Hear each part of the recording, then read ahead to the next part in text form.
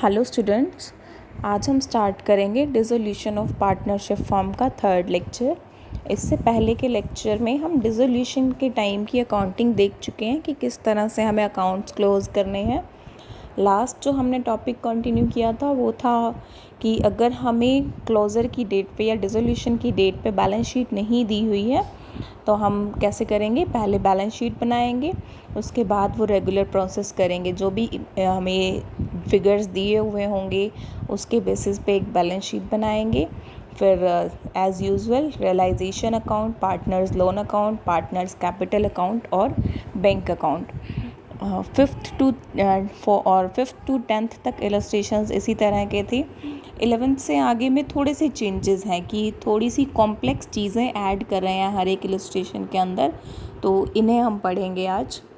Illustration 11 is field, meadow and park 3 partners हैं। Profit sharing ratio है equal, that is 1:1। Balance sheet दी हुई है 30 जून 2004 को। कैपिटल अकाउंट्स तीनों के, क्रेडिटर्स, बिल्स पेएबल और करेंट अकाउंट्स 2 के क्रेडिट, 2 के इस तरफ है मतलब कि उनके क्रेडिट बैलेंसेस हैं। मीडो का करेंट अकाउंट इस तरफ है यानी कि इनका डेबिट बैलेंस है।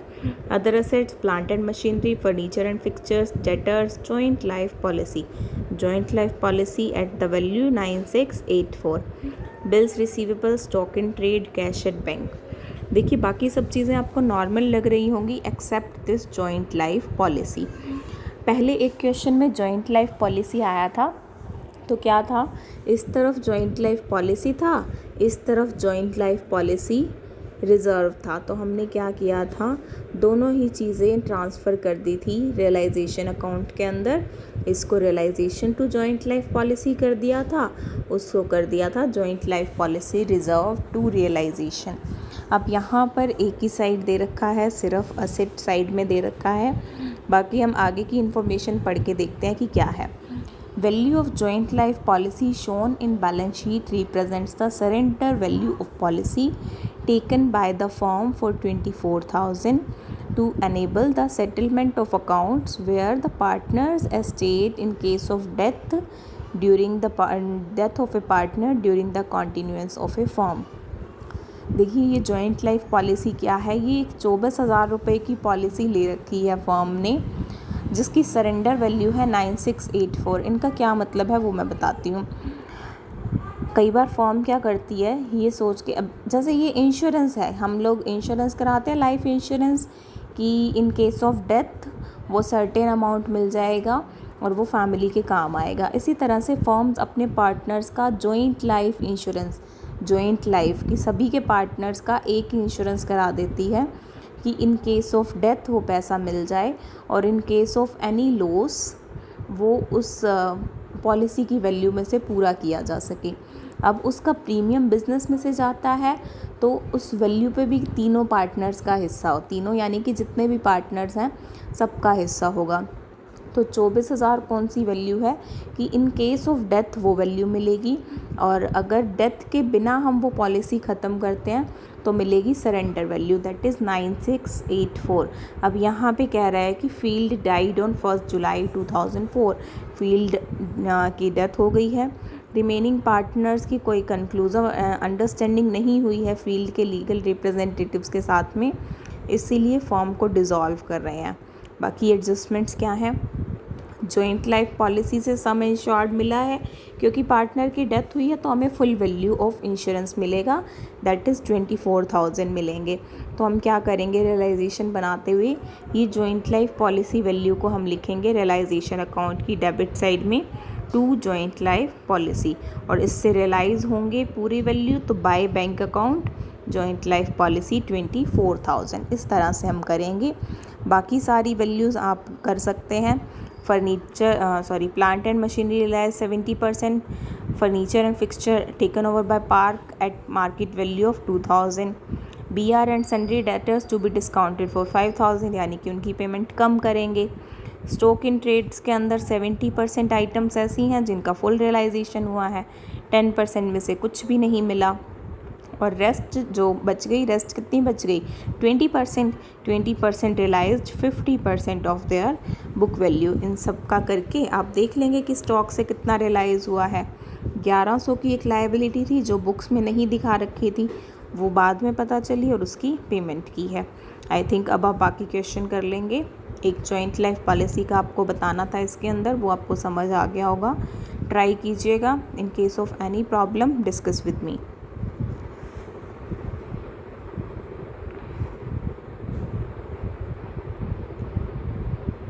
नेक्स्ट इलस्ट्रेशन देखिए, इलस्ट्रेशन 12।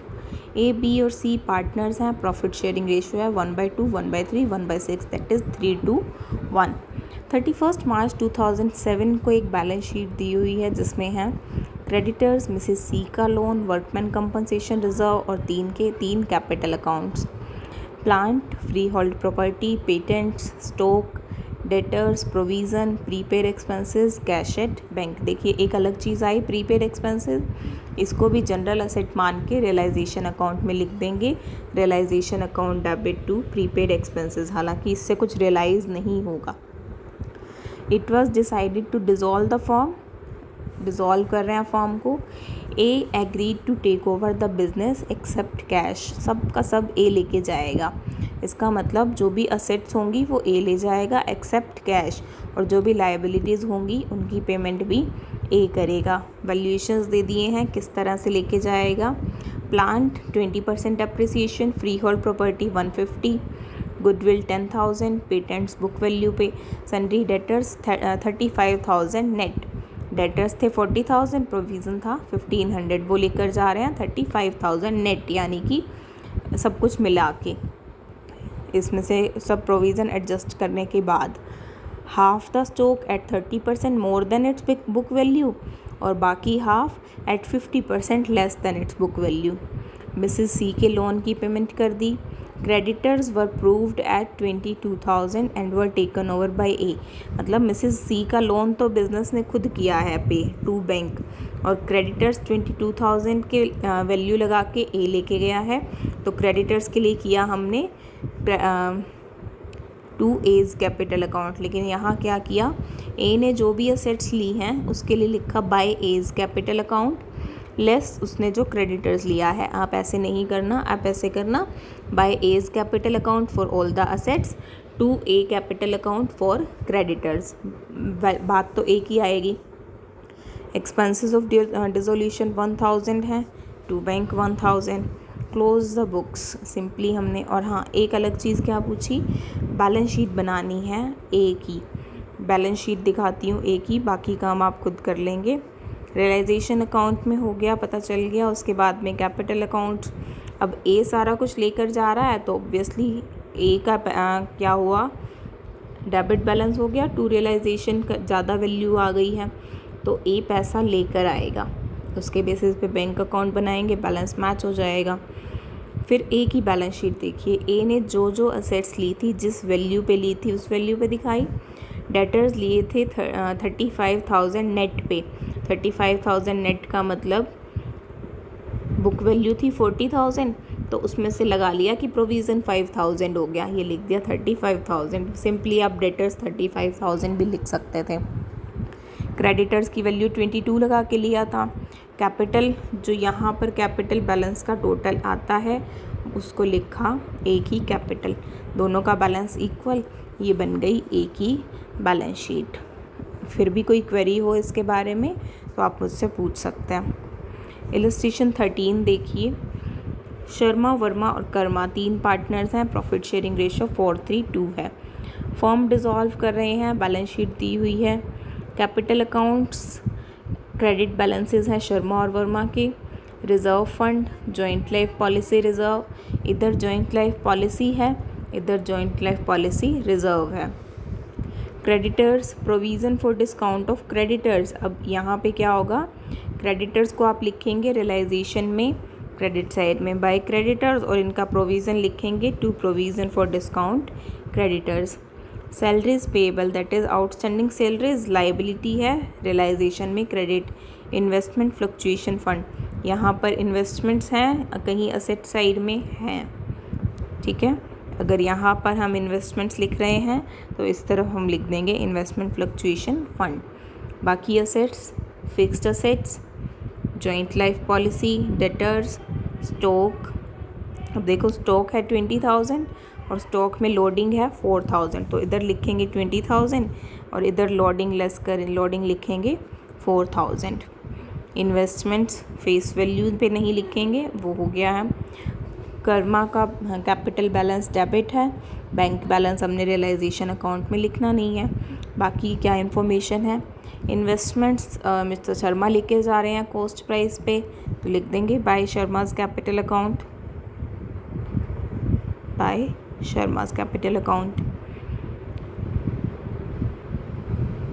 और कॉस्ट प्राइस पे लेके जा रहे हैं, क्या थी इन्वेस्टमेंट्स की कॉस्ट प्राइस हमारे पास में 16,000 था वैल्यू, तो 16,000 पर लेकर के जा रहे हैं। क्रेडिटर्स 20,000 के वर्मा ने लिए हैं 19,000 में, तो to Verma's capital account.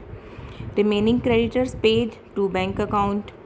Joint life policy surrendered, joint life policy की ये सरेंडर वैल्यू ही लिखते हैं हम बैलेंस शीट के अंदर, तो वो 20,000 मिलेंगे, सरेंडर वैल्यू ही मिलेगी, तो by bank for joint life policy.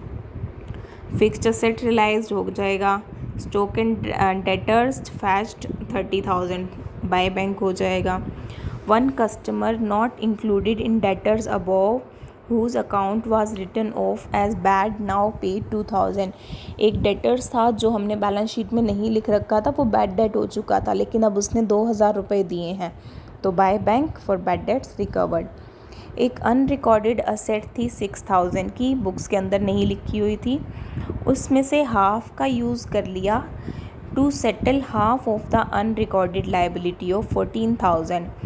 कोई 14,000 की लाइबिलिटी थी, उसमें से हाफ का सेटलमेंट हो गया है, 7,000 का सेटलमेंट हो गया इस असेट के हाफ से। ये 6,000 की थी, तो वो 3,000 से की असेट से 7,000 की लाइबिलिटी की पेमेंट हो गई है, तो ना तो हम ये 3,000 की एंट्री करेंगे ना 7,000 की, क्योंकि ये कैंसिल आउट हो जाएंगी।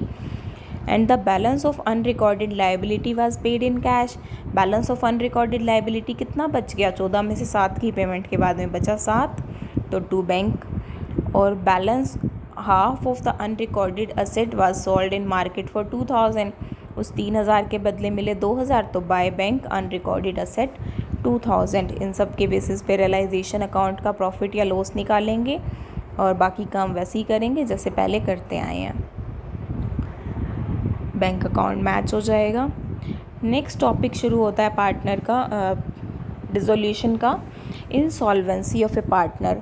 अभी तक तो क्या चल रहा था कि किसी भी पार्टनर का डेबिट बैलेंस आता है तो वो उसी टाइम पे पे कर देते हैं, बैंक अकाउंट्स मैच हो जाते हैं। लेकिन इन केस कोई पार्टनर इंसॉल्वेंट हो जाए और उसके डेबिट बैलेंस को कहेंगे कैपिटल डेफिशिएंसी।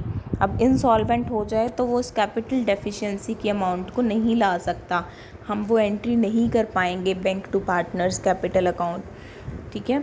अगर वो सॉल्वेंट होगा तो वो कैश ले आएगा, लेकिन अगर वो इंसॉल्वेंट है, इंसॉल्वेंट मतलब वो अपने डेट्स पे नहीं कर सकता है, तो वो डेफिशिएंसी कौन पूरा करेगा, बाकी के सॉल्वेंट पार्टनर्स। तभी कहते हैं कि पार्टनरशिप के अंदर लायबिलिटी अनलिमिटेड होती है। तो एक तो इंसॉल्वेंट हो गया, उससे तो कुछ नहीं मिल सकता, तो सॉल्वेंट पार्टनर्स पे करेंगे उसकी लायबिलिटी को।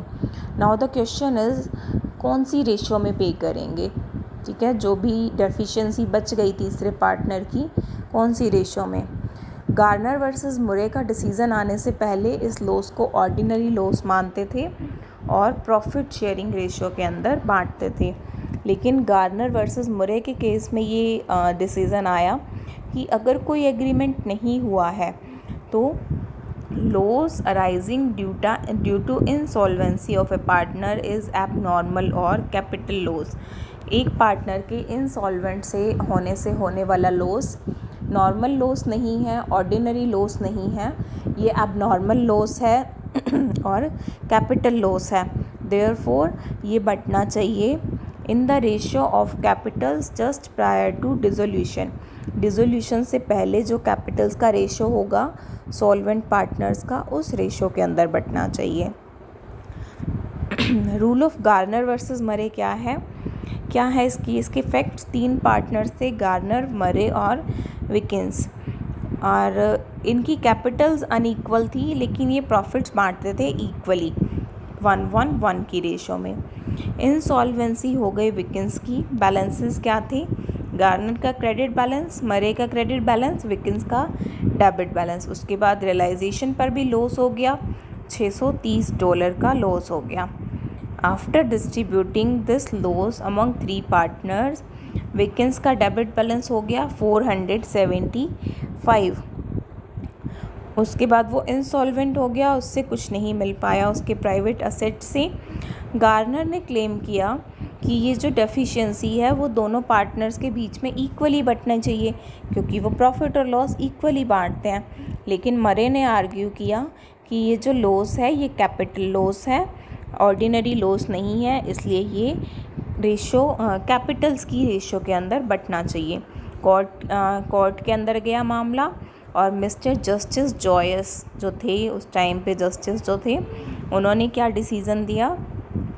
लॉस ऑन रियलाइजेशन को बांटेंगे प्रॉफिट शेयरिंग रेशो में, जैसा कि पहले करते हैं। उसके बाद क्या करेंगे? Solvent partners should bring in cash equal to their share of loss on realisation. कह रहे हैं पहले तो लॉस ऑन रियलाइजेशन को प्रॉफिट शेयरिंग रेशो में बांट दो, उसके बाद में सॉल्वेंट पार्टनर्स का जो लॉस का हिस्सा है वो उसको तुरंत कैश में ले आओ। जितना भी लॉस आया है अपना उनका personal share solvent partners cash में ले आएँ तभी। उसके बाद क्या करो? जो डेफिशिएंसी है इंसॉल्वेंट पार्टनर के कैपिटल अकाउंट की या डेबिट बैलेंस है, वो सॉल्वेंट पार्टनर्स बांटें अपनी कैपिटल रेशो के अंदर। कैपिटल रेशो कैसे डिटरमाइन होगी? वो कैपिटल जो जस्ट बिफोर डिसोल्यूशन होगा कैपिटल अकाउंट के अंदर, जस्ट बिफोर डिसोल्यूशन जो कैपिटल्स का बैलेंसेस होगा उसके बेसिस पे रेशो निकाल के उस रेशो के अंदर इंसॉल्वेंट पार्टनर की डेफिशिएंसी को बांटना है। कैपिटल रेशो निकालते हुए क्या ध्यान रखना है? अगर कैपिटल अकाउंट्स फिक्स्ड हैं, ठीक है, तो कैपिटल रेशो क्या होगी? जो बैलेंस शीट में उनकी कैपिटल्स दिख रही हैं वही रेशो, यानी कि वही फिक्स्ड कैपिटल की रेशोज़ जो भी एडजस्टमेंट्स हुई होंगी वो करेंट अकाउंट्स में हुई होंगी। हमें कैपिटल रेशो लेना है तो वो फिक्स्ड कैपिटल का रेशो लेंगे। लेकिन अगर कैपिटल अकाउंट्स फ्लक्चुएटिंग है तो क्या करेंगे? If the capitals are fluctuating then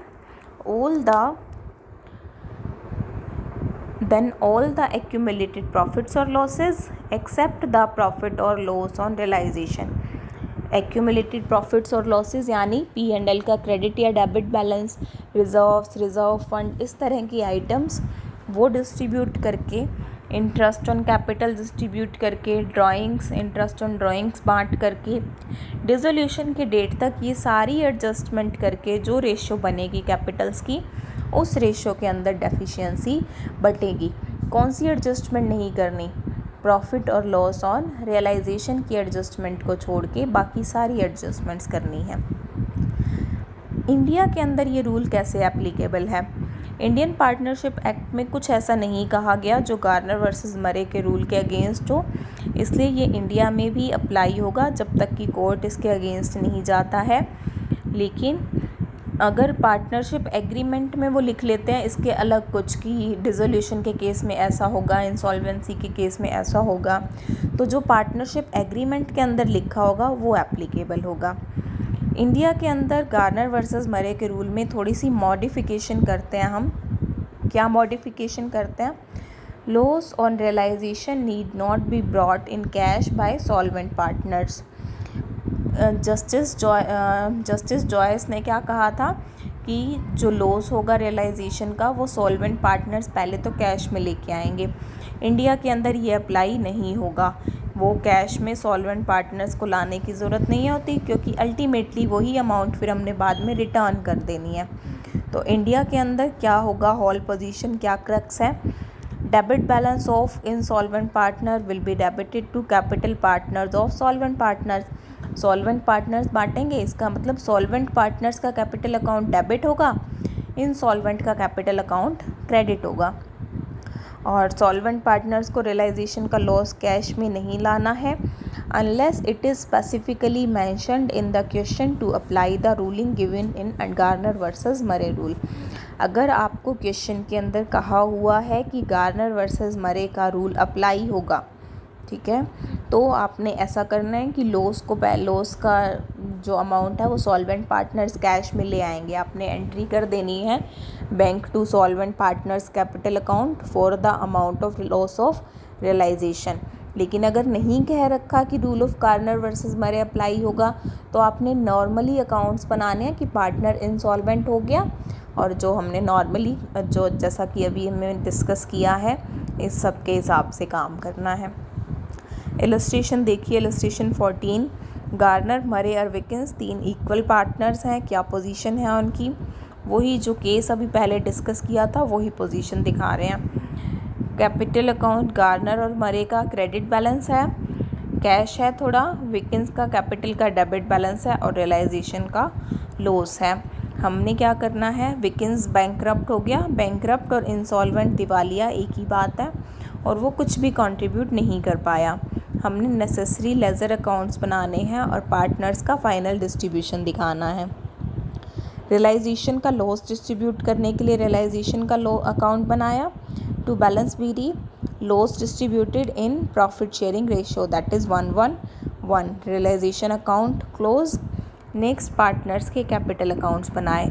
Garner और मरे का क्रेडिट बैलेंस तो बाय बैलेंस बीडी, विकिंस का डेबिट बैलेंस तो टू बैलेंस बीडी। रियलाइजेशन का लॉस तीनों में बांटा। अब क्या हुआ, गार्नर वर्सेस मरे का रूल अप्लाई कर रहे हैं हम इसके अंदर। तो वो जो सॉल्वेंट पार्टनर्स हैं गार्नर और मरे, ये रियलाइजेशन का लॉस 212 और 212 कैश में लेके आएंगे, तो बाय कैश 212 और 212। अब देखो, विकिंस हुआ है इंसॉल्वेंट, उसका डेबिट बैलेंस काउंट करो कितना है, 263 प्लस 212 475। उसके क्रेडिट में कुछ है? कुछ भी नहीं है। तो ये 475 का लॉस कौन बियर करेगा? गार्नर और मरे कैपिटल शेयरिंग रेशो के अंदर। कैपिटल्स हैं 2500 और 314। क्या इसके अंदर कोई और एडजस्टमेंट बाकी है? कोई एडजस्टमेंट बाकी नहीं है। रियलाइजेशन के लॉस की एडजस्टमेंट करनी नहीं है, तो 2500 रेशो 314 में बटेगा ये लॉस। कितनी वैल्यूज़ आई? 263 और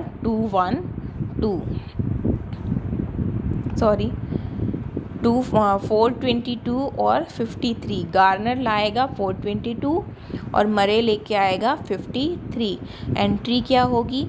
गार्नर्स capital account debit 422, Murray's capital account debit 53 to Wilkins capital account. ठीक है, इस तरह से विकिंस का टोटल क्रेडिट का डेबिट के इक्वल होगा। अब देखते हैं, गार्नर का क्रेडिट बैलेंस ज़्यादा है, डेबिट कम है, पेमेंट करेंगे। मरे का भी क्रेडिट बैलेंस ज़्यादा है, डेबिट कम है, पेमेंट करेंगे।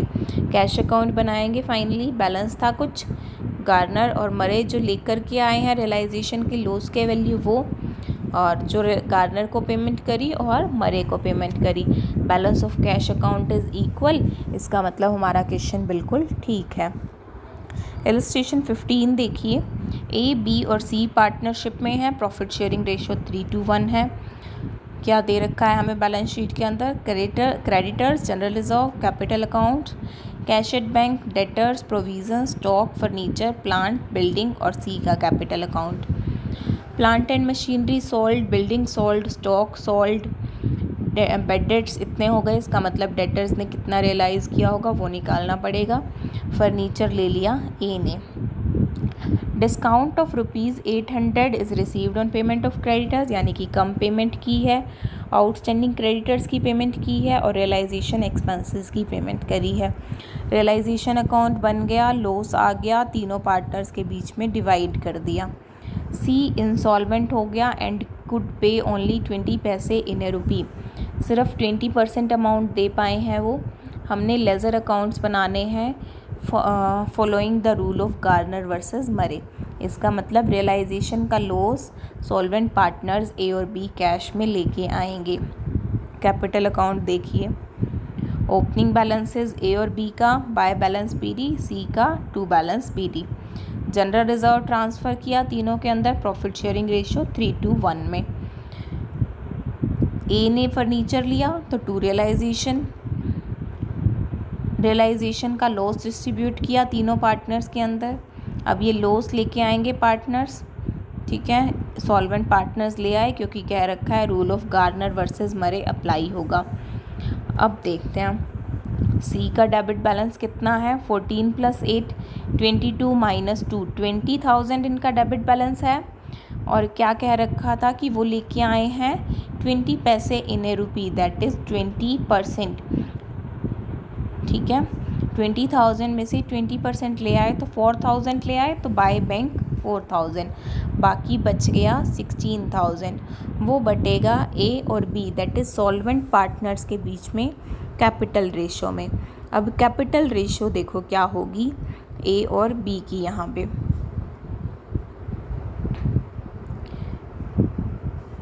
कैपिटल्स कितनी दी हुई थी ए और बी की, 84,000 और 50,000 जो ओपनिंग कैपिटल्स थी बैलेंस शीट के अंदर दे रखी थी वो हैं।